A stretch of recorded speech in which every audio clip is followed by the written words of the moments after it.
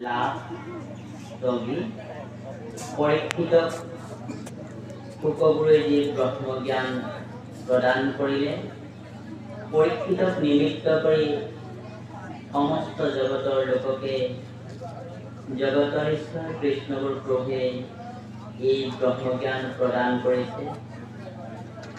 কিন্তু দুৰ্ভাগ্য, আমি এই ব্ৰহ্মজ্ঞান কৃষ্ণগুৰু ঈশ্বৰে সমস্ত জগতকে দি আছে, কিন্তু আমি ল'ব জনা নাই। সেয়েহে যি ইয়াত এই মহাভাগৱতক ব্ৰহ্মজ্ঞান দিছে, এই ব্ৰহ্মজ্ঞান কি তাকে জানিবৰ কাৰণে আজি আমি এই অধ্যায়টি লৈছোঁ। প্ৰভু আইসকল, কৃষ্ণগুৰু প্ৰভু আইসকল, আমি মাত্ৰ আপোনালোকৰ মৰম আৰু আশীৰ্বাদ বিচাৰিহে আহিছোঁ আৰু কৃষ্ণগুৰু প্ৰভু ঈশ্বৰৰ বাক্য মৰ্মে আহিছোঁ। আচলতে আমি ভাগৱতী হোৱাৰ যোগ্যই নহয়। জয় পৰীক্ষিতৰ ব্ৰহ্মজ্ঞান লাভ।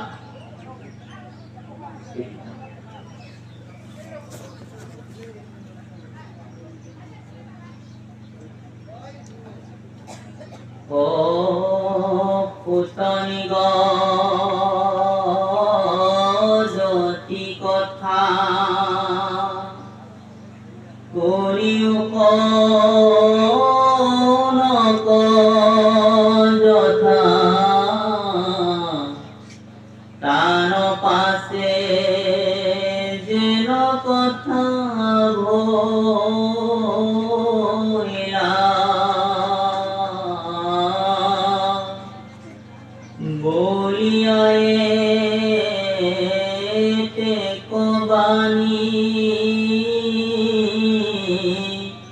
ব্যাপকূত মহামানী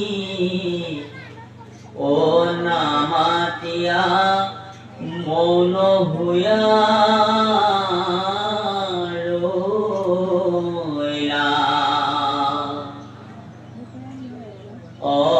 অজতে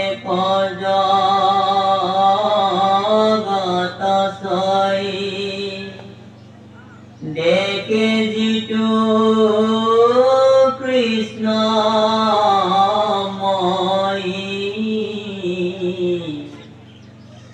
ব্ৰহ্মৰূপী শোক মহামুনি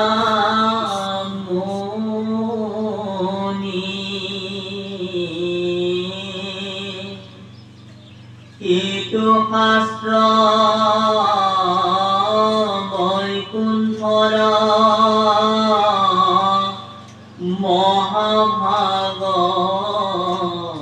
মহাভাগৱত সাৰ তাহাৰ মুখত আছে শুনি।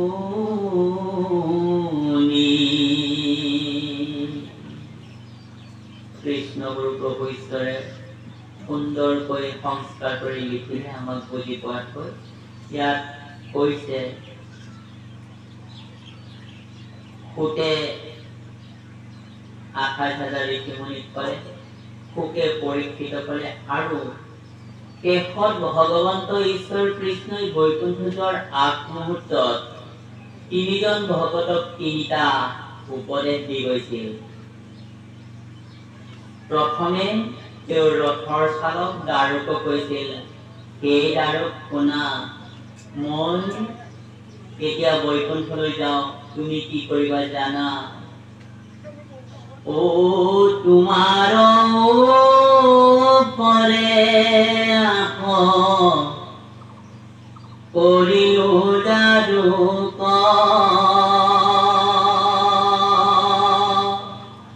ও নেৰিবা মোৰ বৃদ্ধ পিতৃক।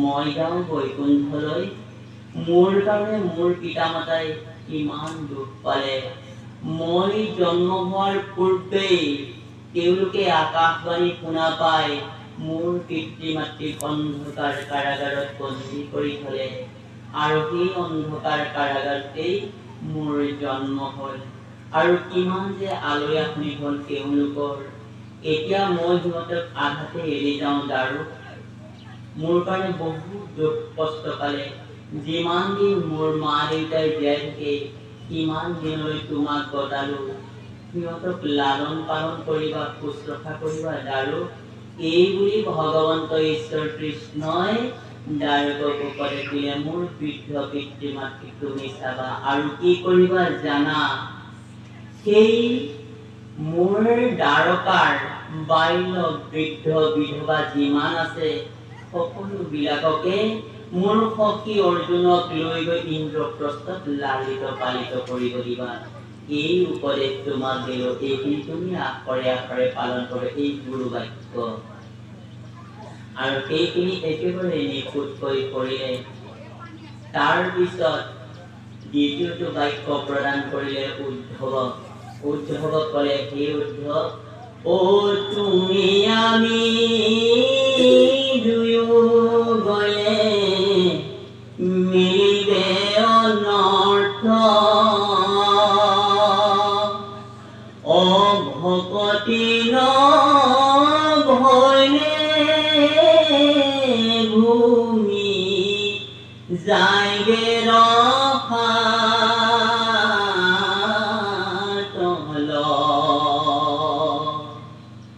হে উদ্ধৱ শুনা তুমি আৰু মই যদি দুইজনে বৈকুণ্ঠলৈ যাওঁ মোৰ এই সনাতন ধৰ্ম এই ধৰাধামত লুপ্ত হৈ যাব গতিকে তুমি যাব নালাগে সদা সৰ্বদা তুমি মোৰ গুণানুকীৰ্তন জগতত প্ৰচাৰ কৰি ফুৰা ওম কবিজয়ত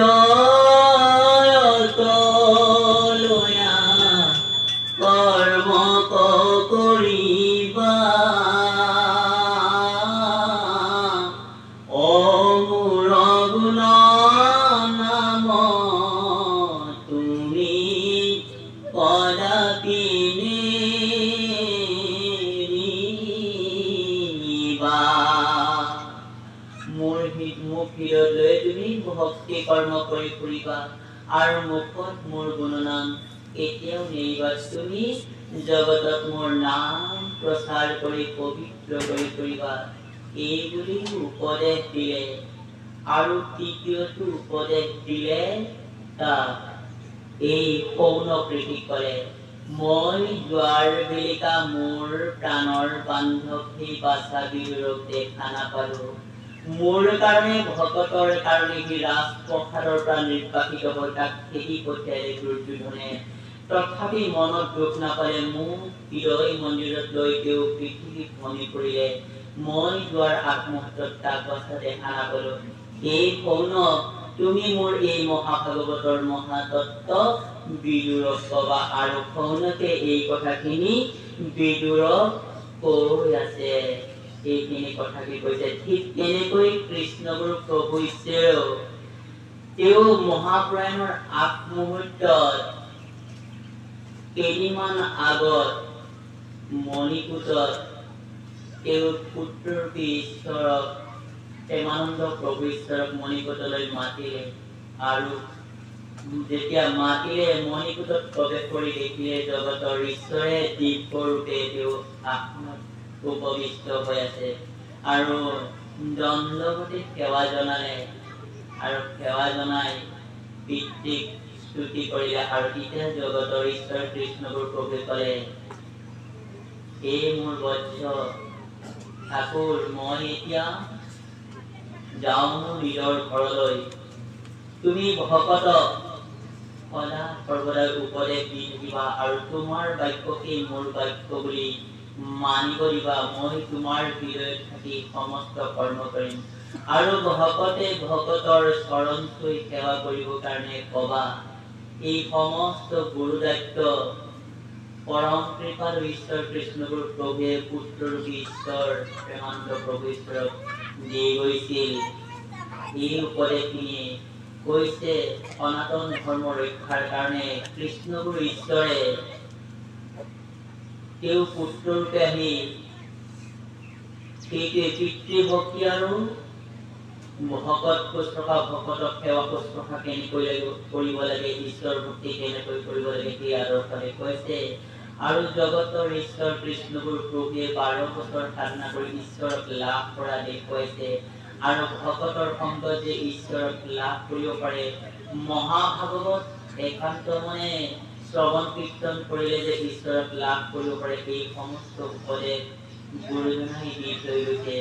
ঠিক তেনেকৈ ইয়াতো পৰম কৃপালু ঈশ্বৰ জগতৰ ঈশ্বৰ কৃষ্ণই দাপৰ যুগত একেখিনি জ্ঞানকে দি গৈছে। এতিয়াও কলি যুগত কৃষ্ণগুৰু প্ৰভু ঈশ্বৰে তাকেই কলি যুগৰ অল্পায়ু মনুষ্যক প্ৰদান কৰিছে। আৰু কৈছে কি সমস্ত জগতখনকেই ব্ৰহ্মৰূপে দেখিব দিছে। ব্ৰহ্মৰূপে আমি কেতিয়া দেখিম? যেতিয়া কৰ্ণপথে পৰম কৃপালু ঈশ্বৰ কৃষ্ণগুৰু প্ৰভুৱে নাম প্ৰদান কৰে, সেই কৃষ্ণগুৰুৰ নাম একান্ত মনে জপ কৰোঁতে কৰোঁতে কৰোঁতে কৰোঁতে মনৰ মলিনতা সমস্ত দূৰ হৈ যাব। আৰু তেতিয়া আত্মঋদ্ধি প্ৰকাশ হ'ব। তেতিয়াই সমস্ত জগতকে ঈশ্বৰ জ্ঞান কৰিব পাৰিম। কুকুৰ চিগাল সমস্তকে ঈশ্বৰ আত্মা বুলি আমি তেতিয়াহে দেখিম। একেজন ঈশ্বৰে যে সকলো হৃদয়তে থাকি চলাই আছে, সমস্ত প্ৰভুৰে ইচ্ছা, এই সমস্ত জ্ঞান একমাত্ৰ কৃষ্ণগুৰু প্ৰভুৰ কৃপাত হ'ব। আৰু ভাগৱতেই তাকেই দেখুৱাইছে আমাক। এই মহাভাগৱতৰ মহা অমৃত বৈকুণ্ঠৰ পৰা জগতৰ ঈশ্বৰ কৃষ্ণগুৰু প্ৰভুৱে লৈ আহিছে। আৰু লৈ আহি শুক মুখে পৰীক্ষিত পুনৰ চলেৰে জগতত প্ৰথমবাৰৰ বাবে বহলভাৱে প্ৰচাৰ হৈছিল। মনকমে শৰীৰৰ মল মানে ময়া জুন গুচিৰন্ত মোহ অহংকাৰ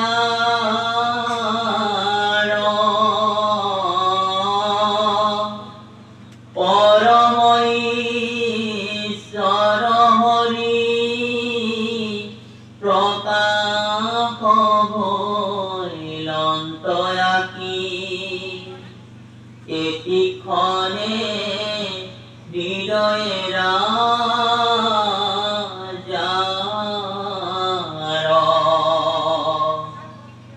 এই মহাভাগৱতৰ মহা অমৃত যেতিয়া বৈকুণ্ঠৰ পৰা আনি ঈশ্বৰৰ নিৰ্দেশত সুখে আহি পৰীক্ষিতক একান্ত মনে কীৰ্তন কৰি শ্ৰৱণ কৰোৱালে, তেতিয়া মনকমে শৰীৰৰ সমস্ত মল দূৰ হৈ গ'ল।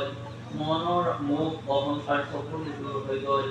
একমাত্ৰ ঈশ্বৰ হৃদয়ত প্ৰকাশ পালে। আৰু তেতিয়াই গম পালে পৰীক্ষিতে যে সমস্ত জগতক ঈশ্বৰেহে চলাই আছে, প্ৰভুৰ কৃপাহে সমস্ত জগতে বৰ্তি আছে। এই মহাজ্ঞান তেওঁ লাভ কৰিলে উপগুৰুৰ দ্বাৰা। ও দ্ৰবিলাৰা যাৰ চিত্ত তনু ভয়া ৰোমাঞ্চিত ধৰে দুই নয়নৰ নীৰ আনন্দ সাগৰে মন মগ্ন ভৈলা তেতিক্ষণ কৃষ্ণ স্মৰি চিত্ত কৈলা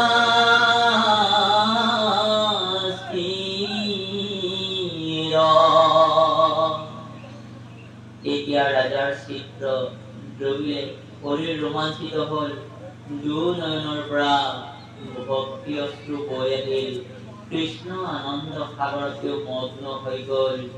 আৰু মনটো স্থিৰ কৰি ঈশ্বৰক স্মৰণ কৰি কৈছে কৃষ্ণগুৰু প্ৰভু ঈশ্বৰে, মনটো ইমান চঞ্চল, তেওঁ ছেকেণ্ডত 60 বাৰ দৌৰে। প্ৰভু আমাৰ মনটো দেখোন স্থিৰে নহয়, কেনেকৈ তোমাক ভক্তি কৰিম?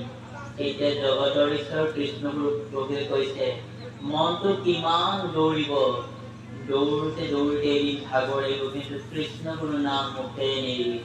কৃষ্ণ গুৰু নাম জপ কৰোতে কৰোতে মন আহি স্থিৰ হৈ যাব, দমন হৈ যাব, আৰু তেতিয়া তুমি সমস্ত জ্ঞান লাভ কৰিবা।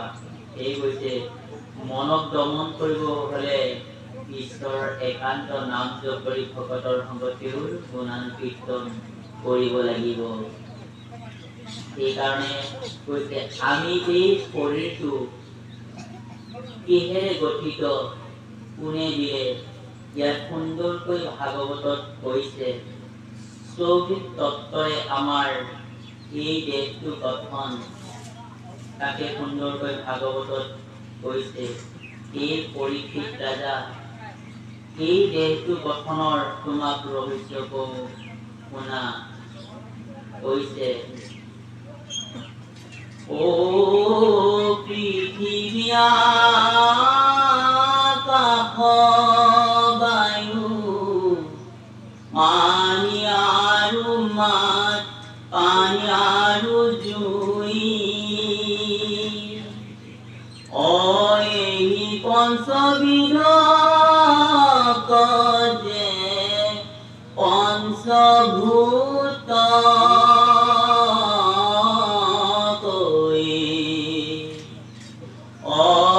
ৰূপৰস গন্ধ স্পৰ্শ আৰু যে পদ, এই পঞ্চ তন্মাত্ৰাৰ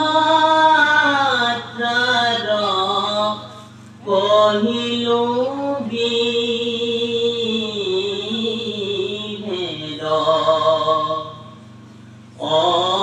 চকু কাণ নাক মুৰি জিহ্বা আৰু ছাল, এই পঞ্চ জ্ঞানেন্দ্ৰিয় বুলয়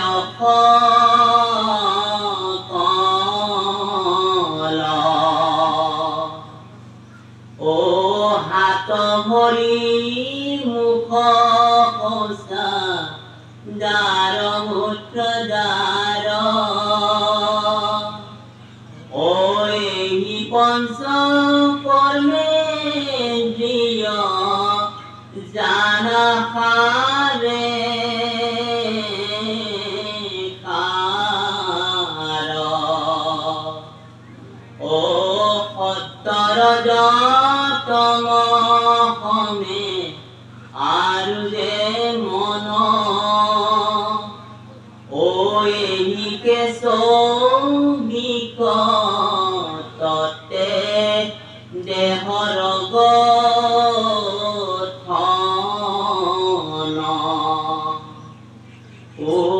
তথাপিতো সেই দেহ হুৱে অচেতন, যদি আত্মাৰূপে হৰি নকৰে চেতন।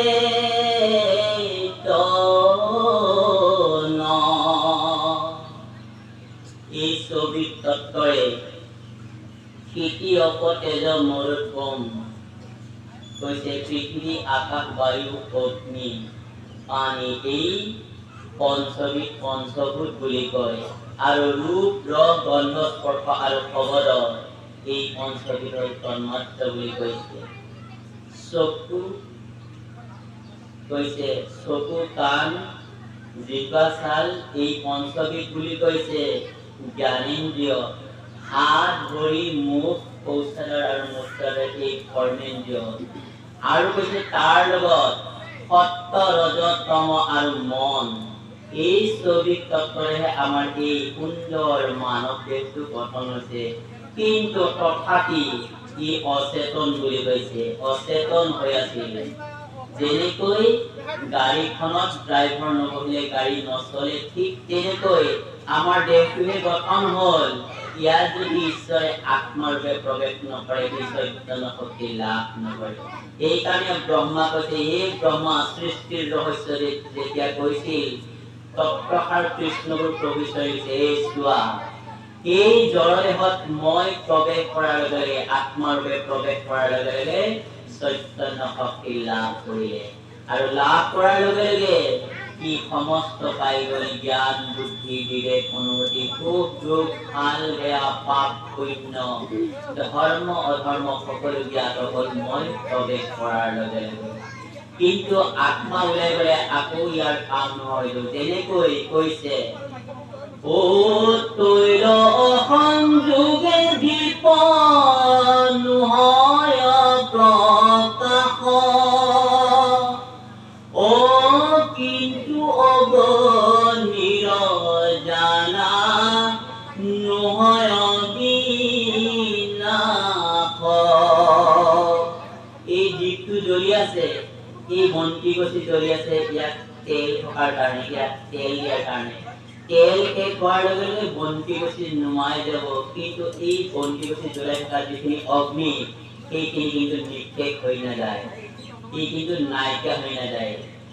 কি কৈছে, তাৰ তথাপি বিনাশ নাই বুলি কৈছে। যেনেকৈ আমি যি আত্মাই আমাক চৈতন্য শক্তি প্ৰদান কৰিলে, সেই আত্মা যিদিনাখনৰ আমাৰ মৃত্যু হ'ব, প্ৰাণ পক্ষী হৈ যাব, পৰমাত্মাৰ লগত লীন হৈ যাব, তাক আৰু বিচাৰি পাবলৈ নাই। যেনেকৈ সাগৰত বৰষুণ টোপাল পৰিলে তাৰ পৰা বৰষুণৰ টোপাল বুটলি আনিব নোৱাৰে, ঠিক তেনেকৈ আমাৰ ভিতৰৰ পৰা যি আত্মা ওলাই গ'ল, পৰমাত্মাৰ লগত লীন হৈ গ'ল, তাৰ পৰা আমাৰ আত্মাটো বিচাৰি উলিয়াব একো যন্ত্ৰই নহয়। ঠিক তেনেকৈ এই অগ্নি জ্বলি আছে, কিন্তু তেল শেষ হোৱাৰ লগে লগে ই নুমাই যাব, কিন্তু অগ্নিৰ খিনি বিনাশ নাই, আকৌ মহা অগ্নিত লীন হৈ যাব। ঠিক তেনেকৈ আমাৰ তেনেকৈ গতি হৈছে। ঈশ্বৰে এই পৰম তত্ত্ব প্ৰদান কৰিলে, এনেকৈ আমাৰ জীৱদেহত প্ৰভু ভগৱন্তই থাকি চৈতন্য শক্তি প্ৰদান কৰিছে, আৰু আমি চলি আছো। কিন্তু এইখিনি জানিবৰ কাৰণে, এই মহাতত্ত্ব জানিবৰ কাৰণে গুৰু লাগিব। গুৰুৰ কৃপাতহে ইয়াৰ প্ৰাপ্ত হয়, নহ'লে জগতত কোনেও এই মহাতত্ত্ব প্ৰদান কৰিব নোৱাৰে। একমাত্ৰ অৱতাৰী পুৰুষ কৃষ্ণ গুৰু ঈশ্বৰেহে এই মহাতত্ত্ব প্ৰদান কৰিব পাৰে। ও মহাকৃতাঞ্জলি কৰি পাছে ৰাজা বাণী, ভকতি অঞ্জলি ললা ধৰি, প্ৰেমে আঙ্কুলিয়ালৈ ফুকৰ চৰণ ধুই, শিৰে তুলি লয় টকা দৌৰি, মুকতনো লাই মাত নমি গুৰু চৰণত, বলিলা অনেক স্তুতি বাণী, কৃপাময় গুৰুৰ কৰিলা কীৰ্তাৰ্থ ঘোৰ, তৰিয়া সংসাৰ জানি। যিজন ঈশ্বৰে উপদ্বাৰা মহাজ্ঞান প্ৰদান কৰি পৰীক্ষিতক ব্ৰহ্মজ্ঞান প্ৰদান কৰিলে, সেই ঈশ্বৰ দৰ্শন কৰা গুৰুৰ চৰণত পৰি তেওঁৰ চৰণ আংকলি ভক্তি প্ৰেমেৰে কান্দিছে, স্তুতি কৰিছে, আৰু মুখত তেওঁৰ মাত ওলোৱা নাই, হে গুৰু তোমাৰ কৃপাতে মই মহাজ্ঞান পালো, ব্ৰহ্মজ্ঞান পালো প্ৰভু। তুমি মোক কৃতাৰ্থ কৰিলা, মোক ধন্য কৰিলা। মই সংসাৰ তৰি গলো। এইবুলি গুৰুৰ চৰণত তেওঁ কাকুতি কৰিছে। গুৰুৰ চৰণ দুখন হৃদয়ত আংকলি কৰি স্তুতি কৰিছে। এই প্ৰভুসকল, গুৰুৰ বিনে আমাৰো গতি নাই। যিজন পৰম কৃপালু কৃষ্ণ গুৰু ঈশ্বৰ ধৰাৰ বুকুত আহি সেইজনে সমস্তকে গতি মুক্তি দিবৰ কাৰণে কৃষ্ণ গুৰু নাম প্ৰদান কৰিছে। গুৰুৰ অবিহনে আৰু জগতত ত্ৰাণ কৰ্তা কোনো নাই। এই জীৱৰ কাণ্ডাৰী। সেইকাৰণে গুৰুৰ বাক্যই ঈশ্বৰৰ বাক্য। যি গুৰুৰ বাক্যক ঈশ্বৰৰ বাক্য বুলি আখৰে আখৰে পালন কৰে, সেইজন অতি সোনকালে ঈশ্বৰৰ চৰণত স্থান পায় বুলি কৈছে। সেয়েহে কৃষ্ণগুৰু প্ৰভু ঈশ্বৰে লিখিছে, আমাক কৈছে হনুমানৰ দৰে ভক্তি কৰিবা। যেনেকৈ হনুমানে ৰামৰ বাক্য আখৰে আখৰে পালন কৰিলে আৰু ৰামৰ বাহিৰে দ্বিতীয় কাকো তেওঁ চিনি নাপায়। আৰু ৰাম যেতিয়া ধৰাধামৰ পৰা লীলা সম্পন্ন কৰি গুচি গল, তেতিয়া কৈছে আৰু এতিয়া আমাৰ কোনো কামেই নাই। সেইকাৰণে গৈ গন্ধ মাদনত গৈ পেলাই ঈশ্বৰৰ তপস্যা কৰি আছিল। আৰু জাম্বৱতীয় গুহাত প্ৰৱেশ কৰি ঈশ্বৰ অহালৈ বাট চাই দাপৰ যুগত আহি আকৌ তোমালোকক লগ কৰিম বুলি কৈছিল। সেনেকৈ গুহাত সোমাই একমাত্ৰ ৰামকেই তেওঁ চিন্তা কৰি আছিল। কিন্তু ভগৱন্ত পুৰুষৰ ইচ্ছা কোনেও তৰ্কিব পাৰে? ঈশ্বৰৰ ইচ্ছাক জানে কমন মহন্তে, ব্ৰহ্মাহৰে মোহ যাই যাক বিচাৰন্তে। ব্ৰহ্মাই বুজি নাপালে দ্বাপৰ যুগত শ্ৰীকৃষ্ণ যে ঈশ্বৰ পুৰুষ, তেৱেই স্বয়ং নাৰায়ণ, তেৱেই সৃষ্টি স্থিতিৰ গৰাকী। ব্ৰহ্মাও বুজিব নোৱাৰিলে, তৰ্কিব নোৱাৰিলে। সত্য যুগতে কৈছিল মই দ্বাপৰ যুগত কৃষ্ণ ৰূপে অৱতাৰ ধাৰণ কৰিম। আৰু সেই জাম্বৱন্তও ধৰিব নোৱাৰিলে। সামান্য মনুষ্য বুলি ভাবি 28 দিন যুদ্ধ কৰিলে। যুদ্ধ কৰাৰ পিছতহে যেতিয়া ভগৱন্ত পুৰুষে লীলা কৰি হাঁহি হাঁহি যুদ্ধ কৰি 28 দিন যুদ্ধ কৰাৰ পিছত এক গোৰ মাৰি দিলে, বহু দূৰলৈ স্থিতিকি পৰিল। তেতিয়াহে জানিলে এইজন সামান্য মনুষ্য নিশ্চয় নহয়। তেতাৰ যুগত প্ৰভু ৰামচন্দ্ৰহে ইমান শক্তি। তেতিয়া তেওঁ হৃদয়তে ধৰা পালে প্ৰভু ভগৱান ঈশ্বৰ, এইজনে নিশ্চয় প্ৰভু মোৰ ৰামচন্দ্ৰ। আগে নিচিনিলো এবেকে জানিলো কেতে তুমি শ্ৰীৰাম বুলি। তেতিয়া প্ৰভুৰ চৰণত ধৰিলেহি। আৰু ব্ৰহ্মাই গৰু চুৰ কৰাৰ পিছতহে গম পালে জগতৰ ঈশ্বৰ কৃষ্ণ, সেইজনে লীলা আধাৰী পুৰুষোত্তম, মইহে চিনি পোৱা নাছিলো। ঠিক তেনেকৈ গুৰু মন্ত্ৰৰ দ্বাৰাহে ঈশ্বৰক চিনি পাব পাৰে বুলি। তেনেকৈ হনুমান আৰু জাম্বৱন্তৰ দৰে কৃষ্ণগুৰু প্ৰভু ঈশ্বৰে আমাক ভকতি কৰিব দিছে। তেওঁলোকে যদিও দ্বাপৰ যুগত শ্ৰীকৃষ্ণ ৰূপে পালে, কিন্তু তেওঁলোকে কৃষ্ণ বুলি কেতিয়াও নামাতিলে। যিটো নাম দিলে সেইটো নাম কৰে। তেন্তে তুমি শ্ৰীৰাম বুলি কৈছে, ৰাম বুলি কৈছে। কাৰণ তেতাৰ যুগত ৰাম নাম দিছিল, সেই ৰাম নামে লৈছিল। দ্বাপৰ যুগত কৃষ্ণ বুলি মতা নাই। ঠিক তেনেকৈ আমিও কৃষ্ণগুৰু বাহিৰে দ্বিতীয় নাম কেতিয়াও উচ্চাৰণ কৰিব নালাগে কৈছে। কৃষ্ণগুৰুৱে যি কৰ্ণপথে নাম গুৰুজনাই দিছে, সেই নামৰ দ্বাৰাই ঈশ্বৰ দৰ্শন হ'ব। যেহি নাম সেহি হৰি জানা নিষ্ঠ কৰি, নামৰ মাজত আছে আপুনি শ্ৰীহৰি। মই নামৰ মাজতে আছো। নাম স্মৰণ কৰাৰ লগে লগে মই প্ৰকাশ হওঁ বুলি কৈছে। যেনেকৈ দ্ৰৌপদী বস্ত্ৰ হৰণ কৰাৰ পিছত হৃদয় ঈশ্বৰক স্মৰণ কৰিলে। প্ৰথমে দ্বাৰকাপতি বুলি তেওঁ বৈকুণ্ঠপতি বুলি নাম উচ্চাৰণ কৰি আছিল। কিন্তু বৈকুণ্ঠৰ পৰা আহোঁতে দেৰি লাগিব, দ্বাৰকাৰ পৰা আহোঁতে দেৰি লাগিব। তেতিয়া দুখন হাত ওপৰলৈ তুলি ক'লে, হে প্ৰাণ কৃষ্ণ তুমি মোক ৰক্ষা কৰা বুলি দুখন হাত যেতিয়া খুলি দি ঈশ্বৰক দুখন হাতে সেৱা জনালে, তেতিয়াই লগে লগে নামৰ পৰা প্ৰকাশ হৈতে নিজে বস্ত্ৰ হৈতেও বস্ত্ৰ প্ৰদান কৰিলে। ঠিক তেনেকৈ কৃষ্ণগুৰু প্ৰভু ঈশ্বৰ আমাক একেই কৃপা কৰিছে। প্ৰভুসকল সৌ সিদিনাখন বৰবিলা বুলি এখন স্থান আছে, বিষ্ণুপুৰী চক্ৰৰ। তেওঁ ককাই ভাই বহু কেইজন আছিল। তাৰে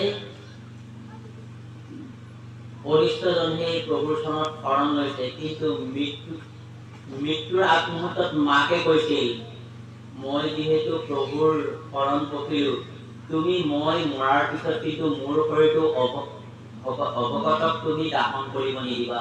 মোৰ ভকতক মাতি আনি মোৰ ভকতৰ দ্বাৰাই মোৰ দাহন কৰিবা আৰু অনুষ্ঠান কৰিব বুলি মাকে পুতকক বাক্য প্ৰদান কৰিলে, উপদেশ দিলে। আৰু কনিষ্ঠ পুত্ৰ যিহেতু ভকত আছিল, বাকীবিলাক শৰণ লোৱা নাছিল, তেতিয়া গোটেই অকৰণীয়া ৰাইজে আহি তেওঁক মাকৰ শৰীৰটো স্পৰ্শ কৰিব দিয়া নাই, তাক গতিয়াই গতিয়াই তাৰ পৰা বাহিৰ কৰি দিছে।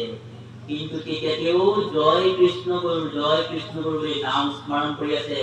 আৰু তেতিয়া ফোন কৰি জনালে প্ৰভু ঈশ্বৰক ভকতে, আৰু প্ৰভুৱে 5 জন ভকতক পঠাই দিলে, লগত যিজন ভকতো আছিল। আহি যেতিয়া ইমান ৰাজ্যৰ মাজত জয় কৃষ্ণ গুৰু বুলি দহনি দিলে, সমস্ত ৰাজ্যে এটি এটিকৈ তাৰ পৰা গুচি গ'ল আৰু শেষত ভকতৰ নিয়মেৰে তেওঁক দাহন কৰিলে। তাৰ ওচৰতে এটা বিৰাট ডাঙৰ মনসা মন্দিৰ আছে। কৈছে ৰাইজে, যদি এই মৃতদেহৰ দাহন হোৱা যদি আমাৰ এই মনসা মন্দিৰত আগে হোৱা, তেনেহ'লে আমি বালি যাবি।